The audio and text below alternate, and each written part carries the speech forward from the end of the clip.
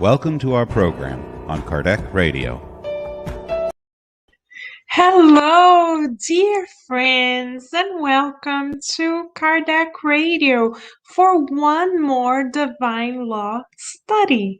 If we are wondering why study the Divine Laws if we know that we are divine in nature ourselves? There are many purposes, dear friends, for which we study the Divine Laws. One is to reinforce the divine seeds that already shine within us. Two is so that in educating ourselves, we make better choices not only for now, but for immortality. Three is so that we progress faster because we learn in the spirit of science that the more we know about life after life and its laws, the more we are able to make decisions that shall empower us as spirits and that shall lead us to reap benefits that will nourish our souls for immortality.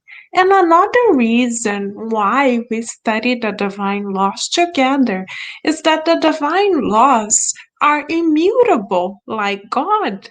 They come from God and they govern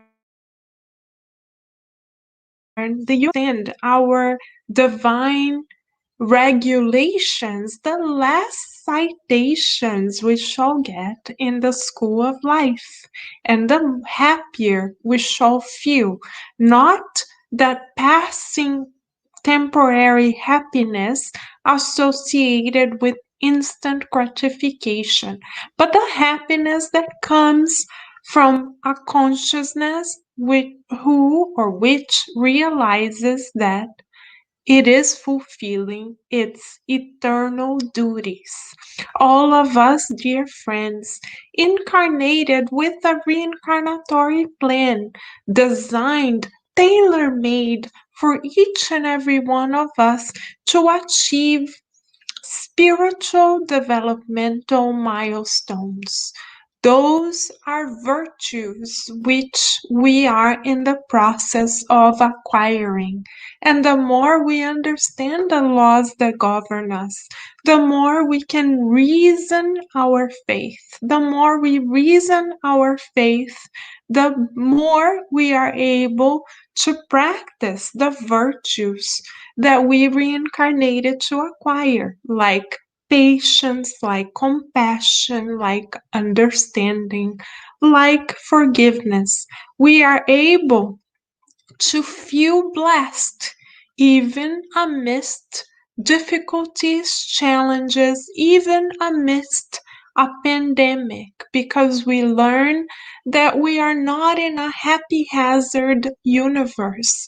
We are in a universe that is orderly, and we believe that God is in command and that God has our best interest in mind and at heart, since we know the laws that were created by God, and we understand that these laws are designed for our own good. So even in the midst of conflicts of desperation on the part of many others, we are able to stand strong in our faith, because now we believe since we understand. Our belief is a result of our understanding, and the understanding comes from studying. This is why we gather together every Tuesday evening at 9 p.m. Eastern Standard Time. Right, Veronica? Welcome, dear friends. Please feel free to write comments, ask questions, say hello, so we make our study even more interactive. We know that in each and every one of our homes, we are now receiving the visit of doctors, nurses, therapists, and of spirits who would like to learn together with us. So we are very well accompanied in the name of God. And we shall now, dear friends, begin our study session of tonight. Tonight, we are going to focus on questions 870 and 871 of the Spirit's book by Allan Kardec. These two questions focus on the knowledge of the future. Have we ever wondered whether we should have knowledge of the future? Have we ever wished that we had knowledge of the future? Or do we push it away saying the present is already plenty for us? Where are we in this scale? If we ever wondered whether God should grant us a vision of ourselves in the future, Kardec wondered the same. And as a great researcher, observer, and educator, Kardec took the time to ask such a question to the illuminated mind. So let us read the questions developed by Kardec. In question 870, Kardec asks, since it is useful that the future be hidden, why does God sometimes allow it to be revealed? Yes, it is the truth, dear friends. Sometimes God allows the future to be revealed. For instance, Chico Xavier, in a televised program in a Brazilian station in 1971, revealed to us that we were in a 50-year moratorium established by the Christ on our behalf, and if we did not engage in any worldwide conflicts until the year of 2019, the same date in which men stepped in the moon for the first time, Americans stepped in the moon for the first time, we would be granted the beginning of a new regenerative phase on the earth. Chico Xavier reviewed this knowledge of the future in a program named Pinga Fogo. And we wonder, why was Chico Xavier first given access to this information, and second, given permission by higher spirits to make this revelation on national television? And now this program is even available on YouTube. Why was this information revealed? To serve as motivation for us to continuously progress in terms of reaching our reincarnatory spiritual milestones, because as we progress as individuals, we vibrate higher. As we vibrate higher, we contribute with everyone in our network, who will then contribute with everyone in their network, and we then create a domino effect for the good. So the seed of hope and motivation shared by Chico Xavier may have nourished many hearts and thus contributed for the domino effect of the good. So this is one hypothesis for which God allows the future to be revealed at times. Now let us listen from the answer that the illuminated spirits have provided to Kardec and to all of us. Let us visualize the illuminated spirits who work under the Christ, who are Christ's envoys, inspiring Kardec and all of us in helping us to reason our faith. The more we reason our faith, the more we are able to expand our vision. The more we expand our vision, the more we are able to seek for the good, understand the good, and feel the good as proposed by Emmanuel in the book Thought and Life. So let us now stretch our vision for the good by reading the answer from the illuminated minds. They say to Kardec and to all of us, if humankind knew the future, they would neglect the present, and they would not act with the same freedom because they would be swayed. Oh, excuse us, we are going to read answer 870. Excuse us. So, 870, the answer is because in such cases, a prior knowledge of the future helps in the accomplishment of the event at hand rather than hampering it, pro- prompting into action those who wouldn't do anything otherwise. Moreover, it is frequently a trial. The anticipation of an event may arouse more or less virtuous thoughts.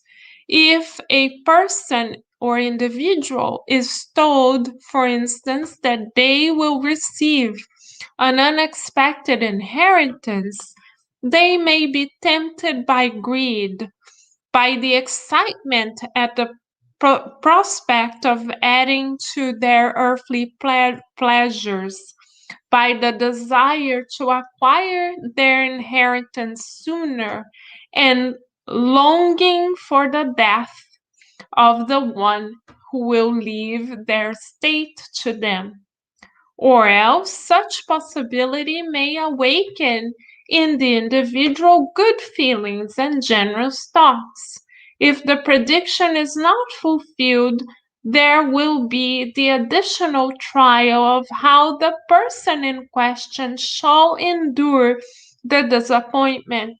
They will nonetheless have earned the merit or the blame for the good or bad thoughts that the expectation of the event awakened in them. So we are very grateful to the illuminated spirits because they explain to us very clearly the reason why the future is often not revealed to us. Often it is not revealed to us because of lack of maturity. Oftentimes, if we are aware of the future, we may lose focus of the present, or we may create such expectations to the point that it may paralyze us. If the expectations are fulfilled, we may be in such acceleration that we are no longer able to focus on the tasks at hand. If the expectations are not fulfilled, then we may experience such disappointment that it may paralyze us equally. So it is a trial for us at our current level of spiritual maturity to know more than the present as a gift is offering us. This is why God gives us all, dear friends, a clean slate, so to speak. For each and every day, we are able to renew ourselves and start anew. This is the reason why our Master Jesus in the Lord's Prayer says, grant us, beloved Father, our daily bread, in referring to the possibility of God granting us our daily bread.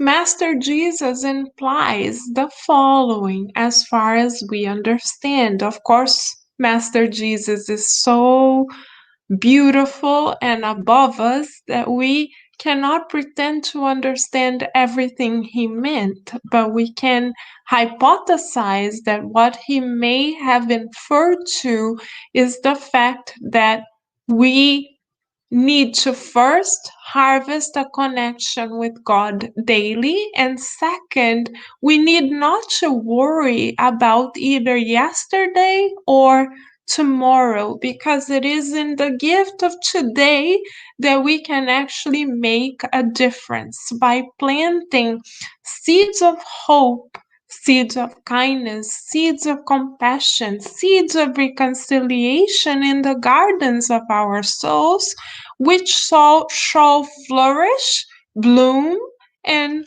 which we shall reap the consequences of in the future. So it is in the present that lies our power to make a significant change in our own very lives and in the lives of those who surround us. How do we know? Because in Spiritism we learn that as eternal spirits, we are the sum of our many existences. The beautiful circumstances which we experience now are a reflection of the good seeds we planted in the past. The more challenging circumstances we may face are either educational opportunities for us, or they are a result, a reflection, a reaction of the less fortunate choices that we made in the past. So, if we would like to build a better future, the tools that we have at hand are not in finding out or predicting what may happen 2 years from now. These tools are not in visiting mediums to ask them whether we shall get married, whether we shall buy a new car, whether we shall apply for a promotion, whether we shall play in the lottery, or whether the pandemic will end in 2 or 3 months. No. If we would like to build a better future for ourselves, then we need to take charge first of our feelings, thoughts, words, and actions, because our feelings are electric magnetic vibrations that pulsate from within our perispiritual body outwards. Our thoughts are also electric magnetic manifestations that can be imprinted all around us, creating a psychosphere that is our vibrational fingerprint, so to speak, or ID, spiritually speaking. So, if we would like to build a better future, let us begin imprinting vibrations of kindness, vibrations of love, vibrations of hope, because we know that in accordance to the law of action and reaction, we shall for certain receive what we give. Absolutely, no doubt about it, because this is a universal law. But one may wonder, Carol, we are just one single person. Come on, what difference can we make? A huge difference. Number one, because we are children of God, we are divine, we are co-creators. No doubt about it. Check, check, check. Number two, because even if we are quote unquote alone, physically speaking, there are 4 categories of spirits undoubtedly connected to us. One, the guardian angels, the loving spirits that are envoys of God in our lives. Two, the familiar spirits, the spirits who have known us for years or perhaps centuries and that have loved us and cherished our company throughout many lifetimes, perhaps. Three, the spirits who connect to us because of affinity. So if we like Kardec radio, we automatically attract spirits who also like to listen and watch Kardec radio. Right now, we may have many friends accompanying us. If we like reading, other spirits who enjoy reading may join us. If we like cooking, other spirits who like cooking may join us. So we are literally never alone. And category number 4 are the spirits with whom we may clash for some reason, and whose technical term in Spiritism to define them is obsessors. They may have some kind of negative influence upon us depending on our thought and feeling frequency. Yes, dear friends, so we have quite a crowd accompanying us always, and as we think and feel and project our vibratory ID outwards, we are influencing all those categories of spirits on a daily basis, unknowingly, most of the time. How about the incarnates with whom we interact on social media? Yes, we may imprint vibrations of hope, of kindness, of love onto them as well, depending on how we feel and think when we are typing on social media. Yes. How about the incarnate spirits or souls with whom we exchange emails? They too receive a vibratory message from us. Yes. So the question for us is, would we like to create or co-create a happier, more fulfilling future for us? If the answer is yes, how shall we get there? Not by consulting a medium or being dependent on a family member to help us decide what to do time and again, but rather by becoming beacons of light, because as we become beacons of light, we shall attract more light to us. And those who have been impacted by our vibratory messages and by our vibratory ID will return the favor to us in unexpected and expected ways, in ways that may seem even miraculous, because this is the law of the universe, the law of action and reaction. Let us illustrate this point with an example. In the book Sex and Destiny by the spirit André Luiz, through the mediumship of Chico Xavier, we learn that one single spirit, Alvaro, in a previous reincarnation, through an entanglement of several love affairs, disentangled two families and provoked many spiritual emotional conflicts. However, he repented and decided to devote himself solely to the good. Because of his devotion to the good, because of his willingness to imprint the good onto everyone around him, because he changed the nature of his thoughts and feelings, because he made an effort to believe in himself as a child of God, he progressed so much in a little over 100 years, dear friends, that he became the director of one of the most important educational institutes in the colony Nosso Lar. And now he was assigned by the higher governance of Nosso Lar the role of guiding as a mentor all of the spirits that were previously involved in the conflicts that he created in a different moment of his own evolution.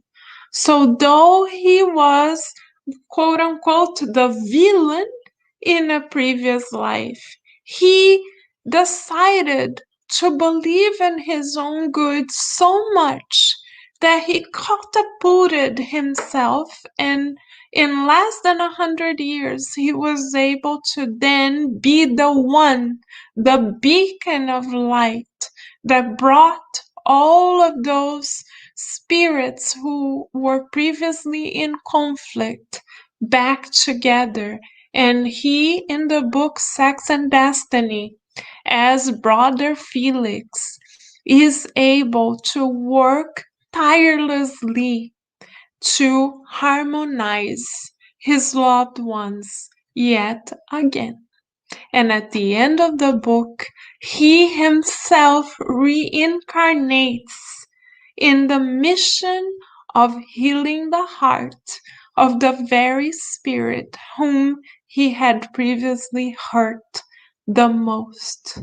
So he devoted himself so much to love that he was able to change not only his own reality, but the reality of his many beloved ones. So it is worth it, dear friends, for us to invest in the good, because our investments in the stocks of the good shall reap us 100-fold benefits in throughout immortality. Perhaps we will become the beacon of light that unites our beloved ones, starting today with a single decision to shift our thought patterns and feeling patterns towards the good and for the good. If we are wondering, dear Carol, how do we do the shift? According to the spirit of Joana de Angelis, through the mediumship of Divaldo Franco, what we do is we don't feel guilty for less fortunate feelings and thoughts that we may experience. We watch them passing by like the wind, and we choose to replace them by a good thought. So if we are feeling distraught, we know through the spirit of science that by the gift of free will and reason, we are not doomed to be distraught. We are quite capable as eternal spirits of making a choice. So we can say to ourselves, dear one, dear loved one, ourselves, we know you are feeling distraught and we understand. But we have a choice to seek the good. Shall we seek the good together? Let us begin to count our blessings.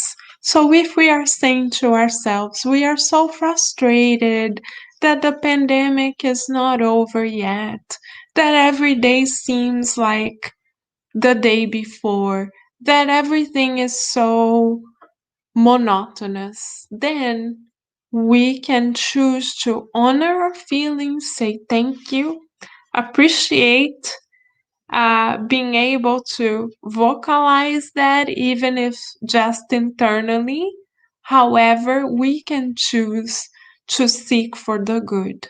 So we say to ourselves, yes, everything we feel is true, but the fact that we have a physical body that is healthy, the fact that we can breathe well, the fact that we are able to be in the comfort of our homes connecting to Kardec Radio right now, the fact that we have everything that we need and more is such a beautiful blessing. How about those people who are hospitalized, who wish to have just one more second to speak to a loved one, but literally cannot breathe through to get the message across. How fortunate we are. And this is how, dear friends, we practice shifting our feelings and thinking for the good and towards the good, like a sunflower that automatically directs herself towards the sun. We shall be the little beacon of light that shall shine through and influence through God and in the name of God, everyone in our network, planting seeds of hope, love, compassion, understanding, forgiveness, and reconciliation, not only for today, but for immortality. In that way, we don't need fortune tellers. We don't need to be concerned about the future because we know that as a universal law, we shall reap what we sow. Yes. So if you would like, dear friend, in the next 24 hours, grab a piece of paper and draw the garden of your soul, of our souls. Draw the garden of our souls and draw flowers in accordance to the seeds that you would like to plant or that I would like to plant henceforth. So, are we going to draw flowers of hope, flowers of compassion, flowers of divine law? What love? What are we planting for today, tomorrow, and for immortality? Let us visualize our future as co creators of God. Let us not be dependent on what others say or expect of us, but let us already visualize ourselves as even more illuminated spirits, collaborating with the greater minds that contribute with the Christ already. And let us visualize the Master Himself with us because He has been investing in our progress for many centuries. Let us visualize ourselves working hand in hand with the Master because this is the future that you and I would like to co create. And this is most certainly the future for which we reincarnated. Let us visualize the Master and the good already as a part of our life. Shall we, dear friends? Yes. So let us keep on counting our blessings, feeling the good and feeling the presence of the Master as we continued here tuned to Kardec Radio, where we are always nourishing our souls together. And God willing, we shall be back next Tuesday at 9 p.m. Eastern Standard Time for more on the divine laws. We wish you many blessings, dear friends. Bye for now.